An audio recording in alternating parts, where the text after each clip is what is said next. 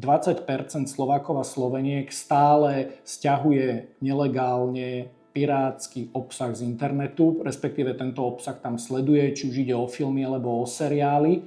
Je to pomerne prekvapivé číslo s ohľadom na to, že dostupnosť streamovacích platformiem a legálnych spôsobov, ako sledovať seriály, filmy, športové prenosy, je na Slovensku pomerne vysoká. Koniec koncov televízie ponúkajú aj vlastné streamovacie platformy. My sme tento prieskum realizovali v spolupráci so spoločnosťou Credit Call, ktorá je našim klientom, a vypracovali sme ho my tu v Nevropea pre Asociáciu televíznych vysielateľov Slovenska, ktorá združuje súkromné televízie, skupiny JOJ, Markíza a TA3. Táto téma, okrem toho, že sa dostala na stránky najčítanejších slovenských denníkov, zaujala aj televízie Markíza, televízia JOJ, ktorá dokonca prišla za nami a nahrala nás do reportáže. Ak niekto tento obsah sleduje pirátsky, je to v podstate ako čierny pasažier, ktorý sa na čierno vezie v autobuse či vo vlaku, a to nám, predpokladám, všetkým vadí.